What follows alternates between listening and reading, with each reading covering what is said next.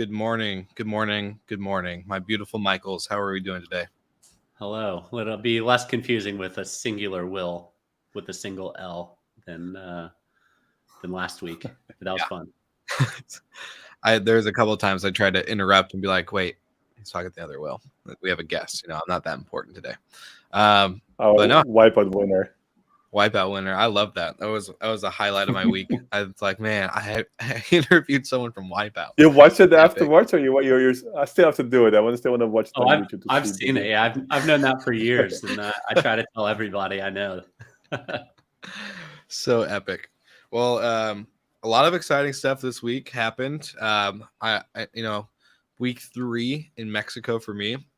Got to enjoy a beautiful walk out my favorite neighborhood to get a cup of Joe to come talk to you young, amazing fellas. So how's everybody doing else? Or how's everybody else doing on the call? Yeah, there we go. Doing good. Got some yard work done this weekend. Lots of pollen still, but the yard's taking shape. Heck yeah. Every guy's dream and passion is a good yard, I hate you. How about you, Ross? So you got green hands now. No, I'm good. We had a good weekend. It's a bit busy time for the company. Exciting things going to happen. So besides, took a bit some rest in the weekend and full speed again since this morning as it's now 3:00 in here. I love it. Is Amazon appointing you CEO of travel subscription? No, they asked me, but I said no. Well, it's funny. There were some other companies approached me in the last weeks to become their CEO, but I'm not sure. Oh, good. Must be nice. Must be nice to be that wanted. Just kidding. Well, we got fun stuff to dive into. So going into the topic of loyalty, a couple other things. We're going to cover some different segments. So the Michaels are switching, unless you guys don't want to switch. But let's switch. Okay. Yeah, we like switching. Perfect. So Ross is going to cover what's with the noise, and then we'll have Golden with startup of the week. Here we go. I feel so much pressure. The first time I'm actually getting nervous for the episode because you nervous? What with the noise is the best part of the show. It is the best segment week in and week out. I feel so much pressure. I had a really bad night. I was like, our email, my inbox is literally just, can we get more what's with the noise, please? That's all I get back and forth. Yeah. My LinkedIn's blown up. It's crazy. It makes sense. Yeah. But a complete separate show even is I think requested by so many people. Maybe I'll spin out. Yeah. the band breaks up and we all start our own shows. It's on the segments. Too good. All right. Well, let's do this one. I'm excited. So here we go.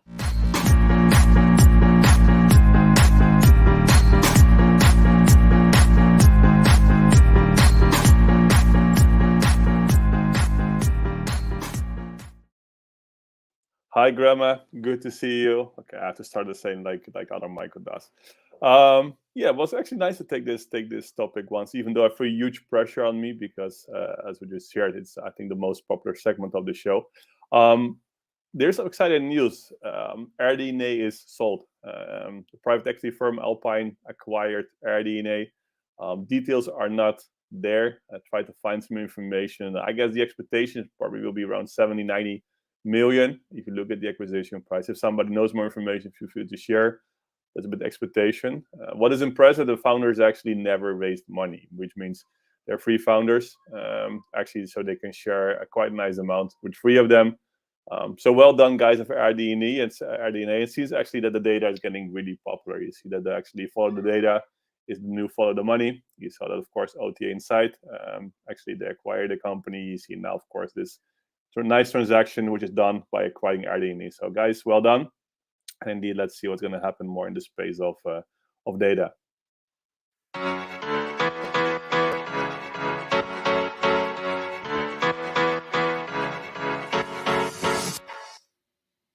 There's many startups out there that are clamoring for investment. And last week, there was another one that landed a big round. Our startup of the week, and my good friend Phil Kennard from FutureStay has announced $11 million of funding to build the short-term rental tech platform built to professionalize the small operators, those single hosts that manage 1 to 10 properties. well done, Phil and team over at Future Stay, and congrats on being the startup of the week. Amazing. Phil, killing it. Future Stay. How many more companies do you think we're going to see this happen with? I think we're going to see what? How many a week do you think? Funding Investments, or funding. Let's say both. Let's split them up. We got funding and then we have acquisition.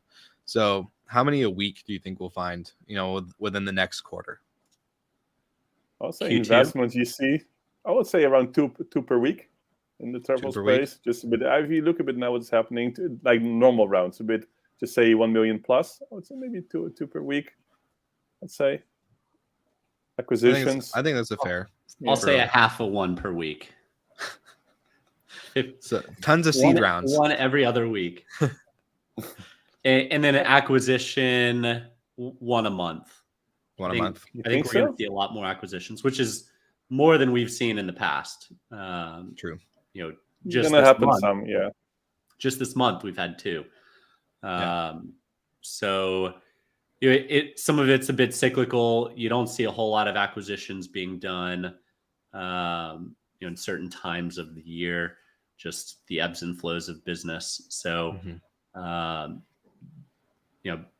these acquisitions were probably bowed up and done right at the beginning of the year, and getting everything ready for announcements. I think we'll probably see that. And a lot of people wait until right before big industry events to announce things too. So there's no big industry events that I know of in April. I guess there's VRMA, but it's not a big one. There's a couple in Europe in May. We might see a little announcements. Our guest, Will Perry from Altito, they sound like they're clamoring to buy some more companies. So I'd expect to see a few more acquisitions from them, if no one else. Yeah, that's a fair bet. I think it's really fun to watch, and so seeing all these companies, like meeting Phil and the team at VRMA last year, and then now seeing this announcement, it's like, all right, like how many more people are going to be doing that? It's cool. It's cool to see.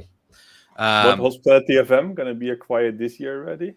No, we're going to be acquiring. So get ready. We're about to start. We're about going big dogs over here. Just kidding. Michael, do you want to be CEO? No. It's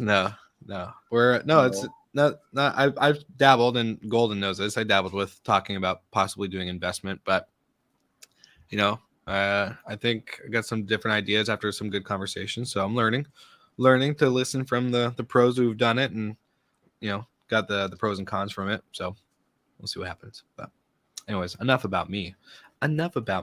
What's our overall topic of the day? Oh, you have your own show anyway, so it should be more about me and Michael because you've got your own. Yeah. Well, my other show is about the guest. It's always about the guest. No one cares about me. It's just about. It's in the name. It's like they called it. It's slick. It's all gonna change the name then. Come on, it's change my name. Just like the Will Talk. The Will Talk. No. Will Talks. Slicker talks to others. Others talk to Slicker. And it's not about me. Yes, it's not subtitles. For real, what's the topic of the day? Like I'm putting it into your guys' hands here because I think we've tossed a couple ideas, not 100% sure. Bolt-on technology and how tech stacks are getting too complicated. FocusWire put out a good article over the weekend. I'm pulling it up.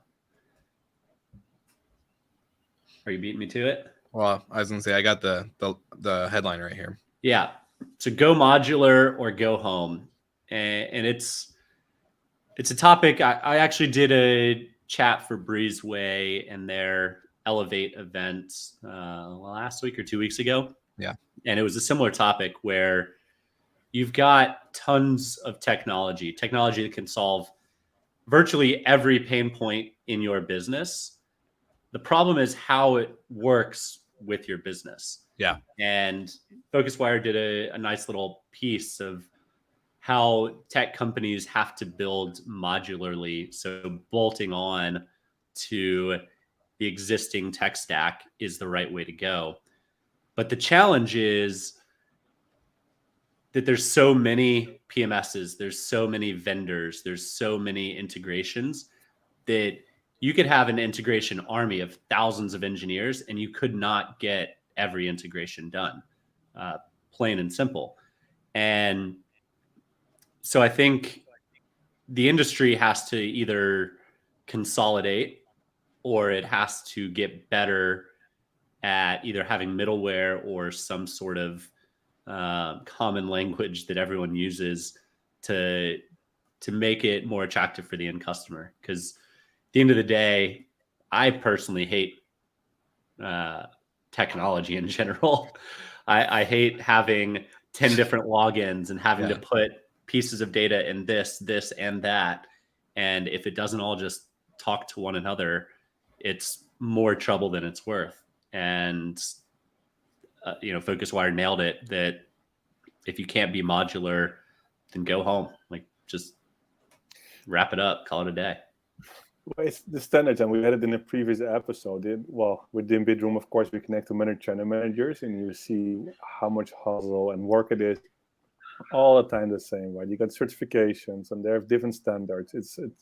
And that's we shared before. It might be some of them might do it on purpose because, of course, it's otherwise so easy to change your PMS, or it's so easy to change your channel manager, but also frustrating, right? For companies who want to connect to your tech stack or to your channel manager PMS to make it complicated. There's some good switches getting out there, so I will see, and I think that's going to happen more. That there are some specific companies going to be really strong in connectivity only. I would say in building connectivity with channel manager PMS, and they actually deliver their API to other platforms like OTAs or whatever. So they do the maintenance, because if you see how much people we have on connectivity and then maintaining these connections, and we doing this, there are hundreds of other, I would say, booking platform has to do the same. Mm-hmm. So I think this might be, and you see a few doing well out there. So I think more and more moving into maybe specific companies that we are specialized in just connectivity. That's it, and we're just building the bridge from channel A to channel B, etc. And that's pretty it, because the standards are terrible. Well, I was gonna read a quote from Sebastian from Cloudbeds. So if you have to learn numerous interfaces, you'll spend most of your time on the job understanding how to use multiple systems within a fragmented tech stack. And so to me, the big key thing from that is that we're wasting time learning the tools rather than actually using the tools, which the tools are supposed to be there to help us provide guest experience. And not to like drop the bomb early, but this Wednesday on Slick Talk, I actually have Adam Harris, who's the CEO and co-founder of Cloudbeds, on the show, and we talked about this, going into the side of, the travel experience is still super hectic and kind of crazy. I think not just from the operator standpoint, but from the traveler standpoint. You have to book a plane, book a hotel or an Airbnb or a short-term rental or whatever, and then you have your Uber or Lyft or whatever. This whole seamless process, or this process should be seamless in the sense of your Uber should be ready for you when you get there off the plane. Your Uber driver should know what hotel you're going to. The itinerary of travel, I think, is super fragmented as well. But then the operating standpoint, common theme through every short-term rental property manager or host or whatever we talk to is constantly I have 10, like Michael Golden said, got 10 different logins with 10 different passwords. And just to do a simple task to help accommodate a guest with an early check-in or to provide extra linen or some kind of service, right? You have to go through all these channels. And so how do we, I think, in our private chat, Golden, you made the comment, we're still very early with these companies. You're right. Like, these companies are still, maybe 4 or 5 years old. So I think it's going to get to the point, though, we're going to have to start collaborating more as a... I think Ross, well, both of you guys are right. Like, there has to be middleware at this point, because consolidation is not going to happen fast enough. Mm-hmm. Yeah. And the good news is there is technology to solve all of your pain points. The bad news is, how does it all piece together? So you really have to be careful on selecting your tech stacks to make sure they're compatible with one another. And if they aren't, probably not the right time to leverage it. Yeah. And, I can't speak to the hotel space as well as Ross could, but we're early days in vacation rental technology. The exciting part is there's a lot of really cool new technology coming out, but the challenge is folding There's it a in. lot of there's a Folding lot. it in, right? Yeah. Ross, is it? I have to believe it's more integrated and further along in hotels than it seemingly is in short-term rentals. Is that right, or is it still a mess? No, it's a mess. You can see the difficulty. You've got all those different systems, and still you get the PMS, the booking agents, the channel managers. Then you have there's not, you say, if you have one tool which is managing it all. I don't think why it has to be so difficult, because all the big channel managers and the travel clicks, the site managers, they deliver all of those. Mhm. But they're just all different modules. So if you're in a hotel, you just don't want to think about, okay, which one I should use now. And it's even the way you're distributing rates, it's also complex. And then you're looking at the way we invest a lot heavily. If you're looking at the extranet we have built for hotels, managing their supply, their pricing, it's really good. I would say, I think one of the best extranets out there. Also, when we show them this, for example, to partners. But if you see some other platform, the weights, and maybe that's why the companies like Cloudbeds, Muse, they're doing well, because it's understandable also from user interface. But there's so many tech companies out there, they don't understand the user interface from the user, right? And I think there's also, if you just want to connect your PMS or channel manager, or you want to facilitate your distribution, I see some PMSs out there. I will be confused. And imagine you're just, and I know the space, I would say, quite okay. And if you're just a front office employee or revenue manager, and you're completely lost, right? And then you see they all have the difficulty. So, and still, then the one PMS doesn't talk to the other channel manager. This channel manager doesn't talk to this booking engine. It's just, and that's the thing, is the standards. They're just not there, right? And you might see that you see the big change. You're using switches and stuff to get these things done. They're using a Derbysoft or Disco, because they also, okay, we're distributing our rates to different booking platforms. We can't connect this all by ourselves, because we have to probably have a team which is much bigger. So I think, as Michael just said, there's a few middlemans, I would just say, and I'm not a big fan of middlemans, but there's a few, I would say, good, just say, intermediaries to say, we're just helping with connectivity. Yeah, they will they can do well. Yeah, and I was gonna say, like, I remember my front desk manager days. Like, I shouldn't have had to have on my checklist for my front desk agents to verify reservations, because the channel manager sometimes would not push them through correctly, or because booking.com reservations were coming through differently than Expedia and, X, Y, and Z. Those tasks, those issues within the technology create more friction and pain for the operating and the guests, operation staff and the guests, because again, they're too busy verifying reservations that should be verified. Like, if it's booked, it should come through correctly the way every reservation normally does, whether it's direct or through an OTA. But no, they're spending 20-30 minutes looking down at a piece of paper, cross-referencing their channel manager with their booking engine, and this is this and this, and it just makes no sense on the waste of time. I think that's my biggest thing I notice in the hotel space. Yeah, and I think the people who have been in the business a long time know what questions to ask when evaluating technology. The people that get hurt most by it are small companies, independent operators, individuals that don't understand. If you're managing a 20-unit hotel or 10 vacation rentals, understanding that the PMS has to talk with the home automation, locks, keys, thermostats, and dynamic pricing has to fit in with the PMS. And like, just those three alone, not to mention distribution and all of that, but just those three alone, if you're manually doing your pricing on 10 or 20 units, it takes up a lot of time. If you're manually sending out locks, codes, or whatnot, check-in instructions. Yeah, exactly. It takes a lot of time.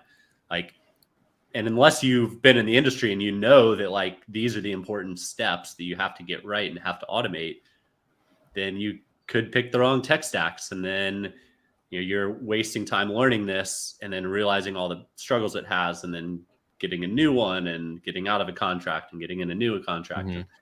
I think the people who've been in it long enough know what to look for and know exactly where their gaps are. But it's certainly a barrier to entry for smaller operators or independent operators.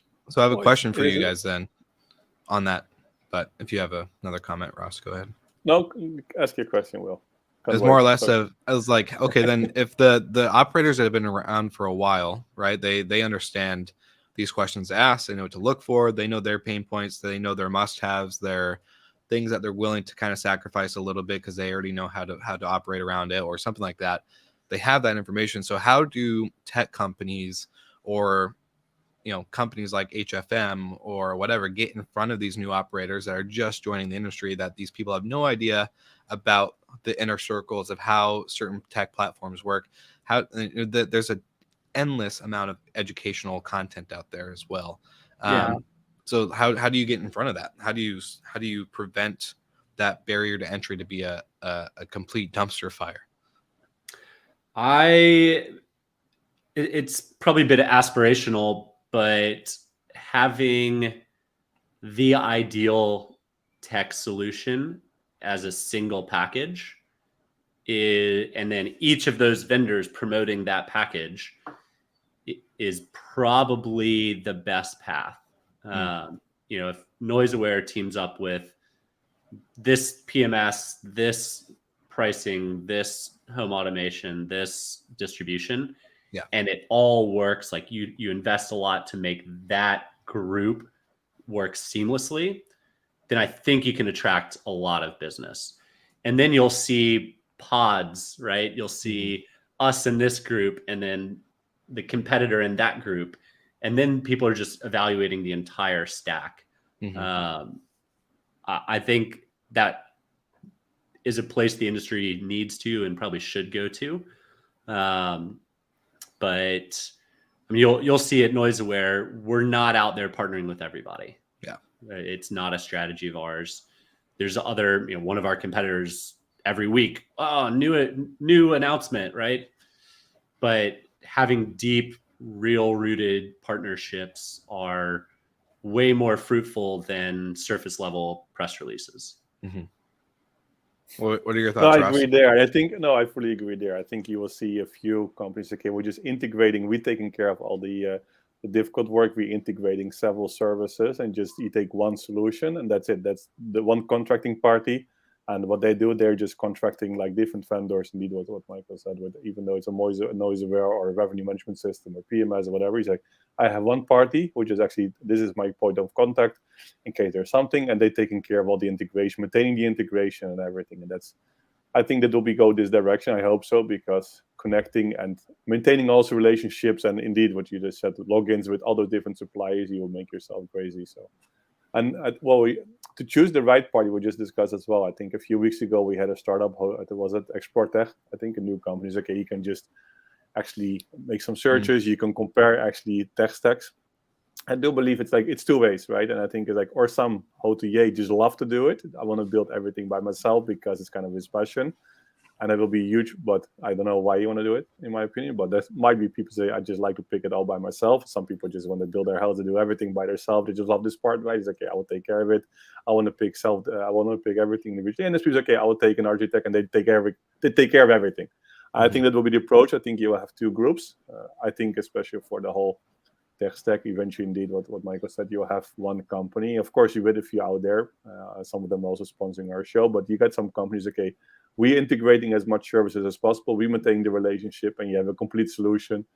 And you can focus on, if you're hospitality, you can focus on your business, which is just delivering a guest experience, right? And not spending your precious time on comparing and just searching for tech stacks and have stress if things are not working. No, you want to have it done and focus on your guest experience. Yeah, it takes a lot of time evaluating a single vendor, much less, that 8 that you need to best automate or operationalize your business. And I mean, if you need to select 8 pieces of technology, you're probably looking at least 3 from each segment. That's 24. You're probably doing 2 calls each. That's 48 hours of just talking with them, not even talking with your team and understanding what they prefer. And it's weeks worth of work evaluating tech stacks. And to Ross's point, focus on the guest experience and work with vendors that work well with one another. It's easier said than done, but it back to bring it full circle. Tech companies need to be modular. They need to be plug and play, and they need to be open about which companies they work well with to help the buyer evaluate the right thing. We're looking at a piece of tech right now, and we got a quote, and it's missing one of the parts that we have to have. And so we're a little, on the fence of, does this make sense? What are they holding back for? It's just be open, be transparent, put it out there. And everyone appreciates that. Yeah. Well, that just goes to anyone who's listening as well. Like, ask that question instead of asking about the tools and features. Like, who do you work well with? What's the extra perks that I can add on to this, instead of just, looking at one solution. I think, if, we got all of the Slick Talk sponsors, or even just the sponsors from GMH, to all become the package short-term rental, tech stack, how would the industry respond in the sense of operators, right? So it'd be pretty interesting to see, getting the quote unquote, and we've talked about this in the past, the Avengers together of technology. That would be pretty interesting to see.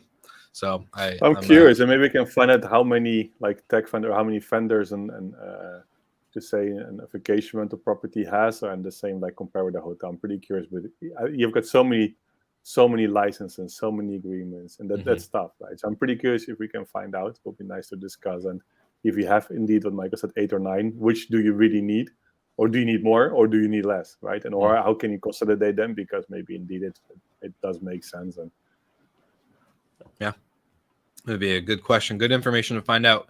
So anyone who's listening, we've had probably about 5 or 8 live viewers today. So thank you guys for tuning in to the conversation. But 1,000, right? Yeah, 5 or 8,000. That's what I meant. Yeah. Yeah. Okay. Yeah. Sorry, I always forget. Some people just don't think about the big numbers that we're doing. But yeah. So this is a good conversation. I'm curious to see how. We've made a lot of predictions every year out of the almost 2 years that we're into year 2.